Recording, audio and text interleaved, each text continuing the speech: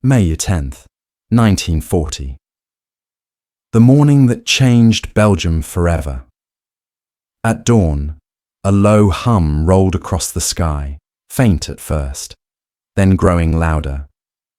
People in the quiet villages of eastern Belgium stepped out of their homes, shading their eyes as hundreds of dark silhouettes filled the air.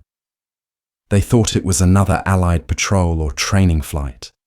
But what they were seeing was the beginning of one of the fastest and most brutal invasions in modern history. Hitler's blitzkrieg had begun. For years, Belgium had lived in uneasy peace. The memories of World War I still haunted the nation, a generation scarred by the German invasion of 1914. After that nightmare ended in 1918, Belgium swore never to be dragged into another war again.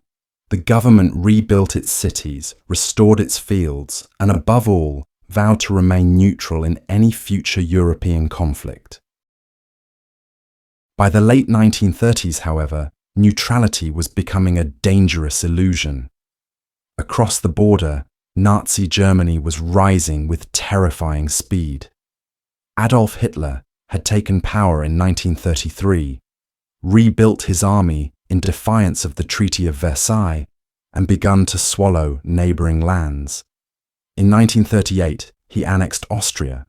In 1939, he seized Czechoslovakia. When he invaded Poland on September 1st, 1939, the world plunged once again into war. But Belgium, under King Leopold III, stood apart. The young monarch believed neutrality was the best defence. "We must stand alone," he declared, "for our soil must never again become a battlefield." Leopold hoped that by avoiding alliances with either Britain and France or Germany, he could keep his people safe.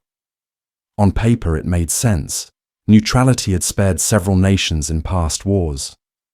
But this time, the threat was unlike anything Europe had ever seen before. Hitler was not a man of treaties. He was a man of conquest. Still, Belgium began to prepare, quietly, cautiously. Along its eastern border, engineers built bunkers, barriers, and massive concrete forts. The pride of them all was Fort Eben-Emael, near the Meuse River. Rising from the landscape like a steel mountain, it was armed with heavy artillery, underground tunnels, and 1,200 defenders. It was said to be the strongest fortress in Europe, the key to stopping any German invasion. Yet, on the night of May 9th, 1940, while Belgian soldiers stood watch in the chill air, the German war machine was already moving. Thousands of tanks, planes, and troops stood ready on the border, waiting for the command. Hitler's plan, Operation Fall Gelb, or Case Yellow, aimed to strike through Belgium, bypass the French Maginot Line, and crush the Allies in one lightning campaign. At 4:35 a.m., the first German planes roared across the border. The attack came from the sky. Silent gliders appeared over Fort Eben-Emael, carrying elite German paratroopers, the first of their kind ever used in war. Within minutes, explosions ripped across the fortress. Belgian gunners, shocked and confused, tried to return fire, but it was too late.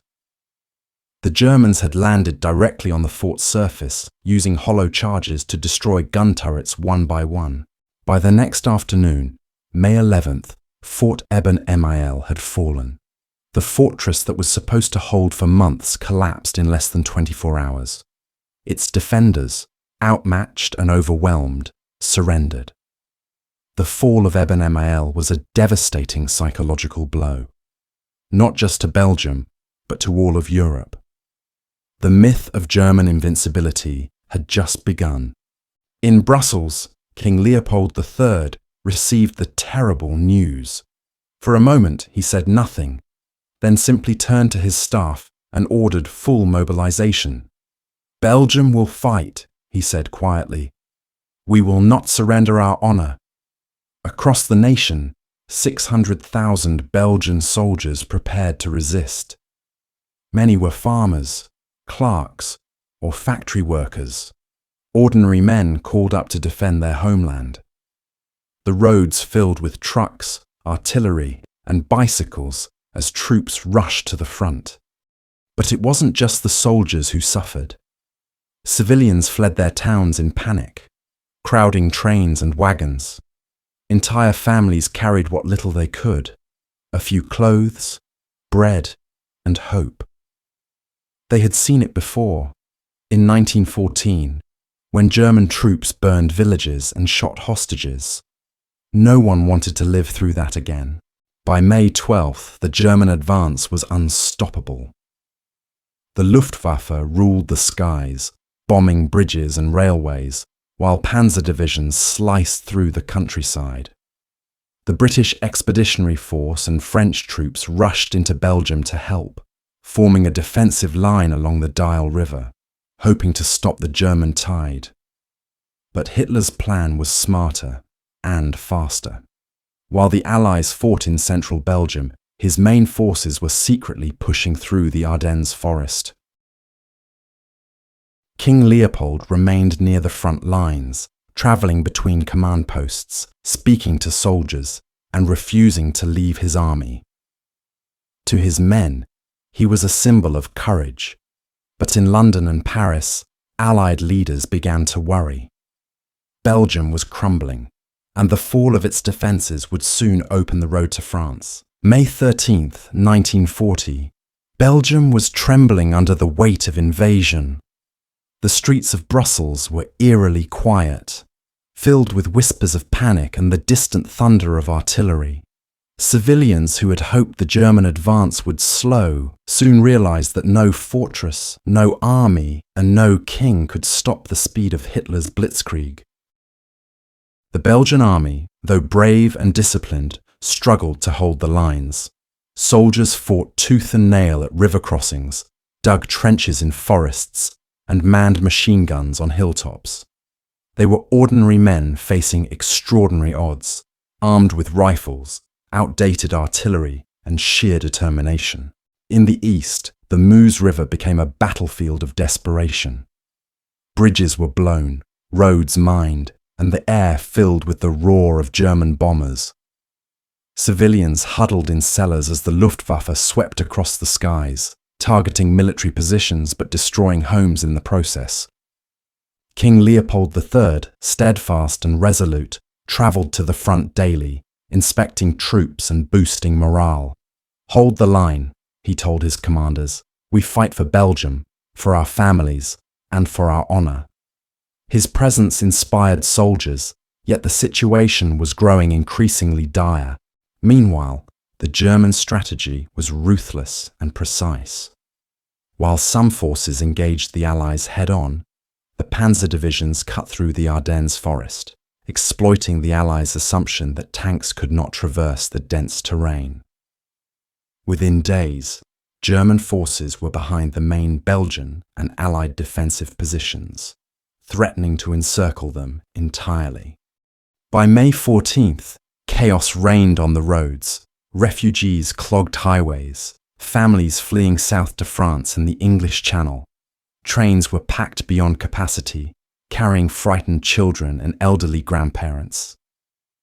The Belgian government urged calm, but the sight of smoke rising from bombed towns created panic everywhere.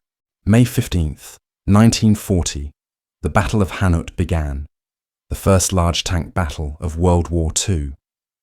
Belgian and French forces faced the German 3rd and 4th Panzer Divisions in a fight that would determine the fate of central Belgium. Despite being outnumbered and outgunned, Belgian units showed remarkable bravery, delaying the German advance long enough to allow French forces to adjust their positions. But the cost was immense. Hundreds of Belgian tanks were destroyed, thousands of soldiers wounded or killed.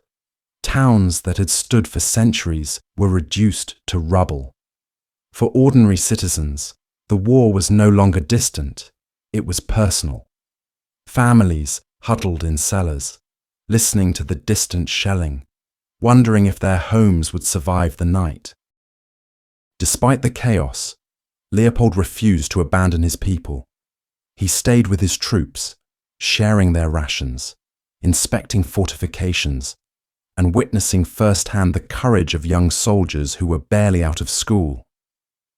In letters and radio addresses, he urged Belgians to remain united and strong, even as the German advance tore through the countryside. May 16, 1940, the German encirclement was almost complete. Belgian units were surrounded near Namur and Liège, their supplies dwindling and morale faltering. Still, the soldiers fought. Machine guns raked advancing German infantry, artillery pounded armoured columns, and sniper teams picked off officers to slow the advance. Yet, as the day wore on, the reality became undeniable. Belgium could not withstand the full might of the Wehrmacht. Fort Eben-Emael's destruction had shown that even the strongest positions were vulnerable to innovation and surprise. Bridges that had been painstakingly defended were now in German hands. Civilians continued to flee southwards. Families abandoned farms, shops, and towns, leaving behind everything they owned. Roads were jammed with carts, bicycles, and luggage, while the sound of engines, gunfire, and explosions created an overwhelming sense of terror. In Brussels, newspapers tried to maintain morale with headlines praising Belgian bravery. Yet, inside, the government knew that surrender was becoming inevitable. Allied troops were retreating. German forces were advancing from all sides, and the Belgian army was exhausted. May 17, 1940. The situation reached a critical point. The Allies had been outflanked, and German forces were pressing toward the south and west of Belgium. Communications were breaking down. Commanders reported that entire divisions were surrounded, with no hope of reinforcement. King Leopold III convened his senior generals to discuss the next steps. Options were few: continue fighting to the last man, which could destroy the nation entirely, or surrender to preserve lives. The decision weighed heavily on him. Every Belgian soldier, every civilian, represented a life he was responsible for. Meanwhile, stories of heroism and tragedy spread across the country. In small towns, school teachers took up arms alongside farmers.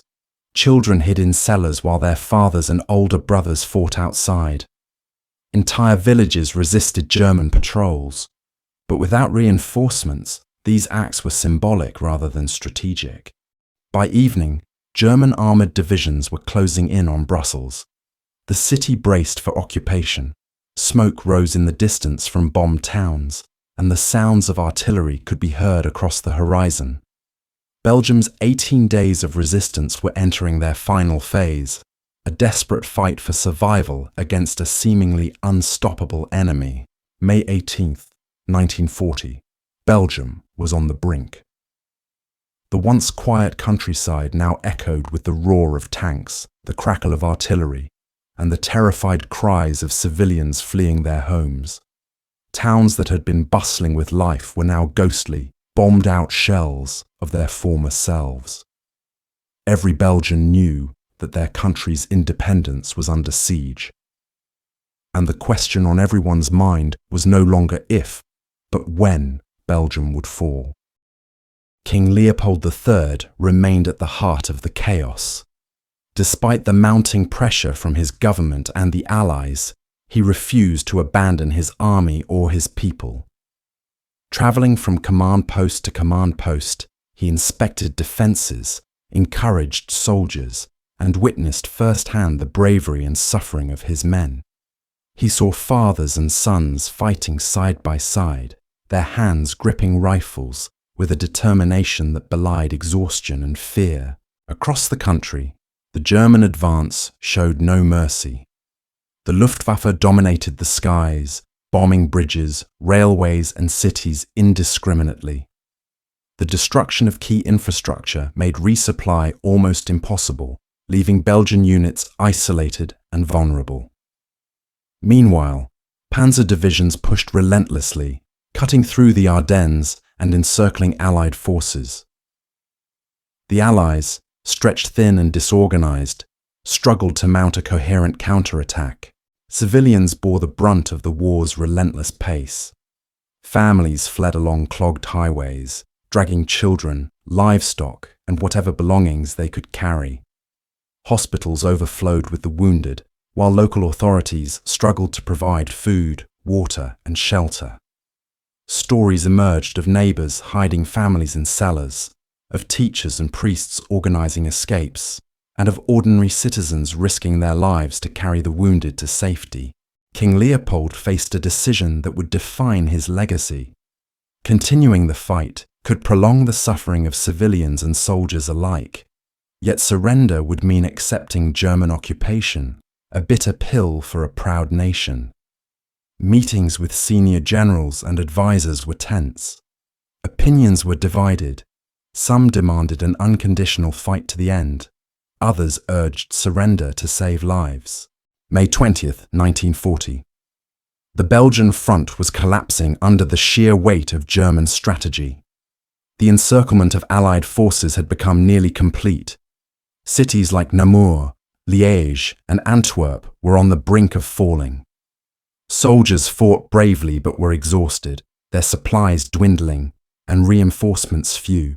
King Leopold, understanding the grim reality, made the momentous decision. He would surrender to the Germans. In the early hours of May 28th, Leopold signed the unconditional surrender. His goal was to protect civilians and prevent unnecessary bloodshed. It was a controversial decision. The Belgian government, which had fled to London, did not approve, viewing the act as a betrayal of the Allies.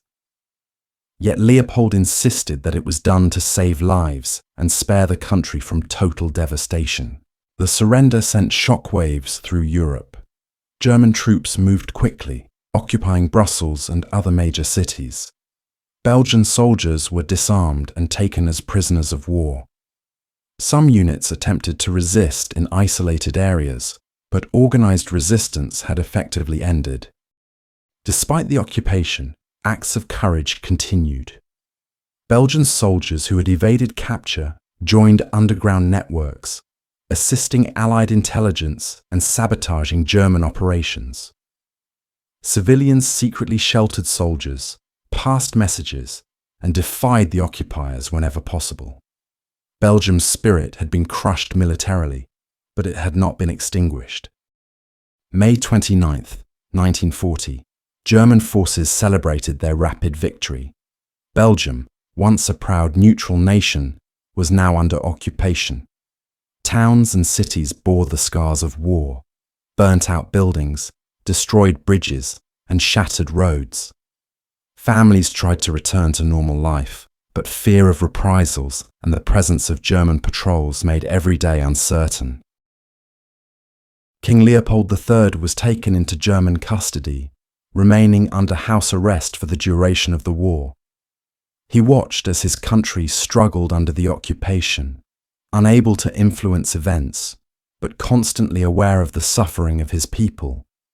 His earlier bravery on the battlefield became a topic of debate across Europe, with some praising his courage and others condemning his surrender. For ordinary Belgians, life under occupation was harsh. Food shortages, forced labor, and curfews became daily realities. Yet amidst this oppression, the Belgian people adapted, resisted, and survived. Underground networks, secret newspapers, and acts of defiance kept hope alive even in the darkest days.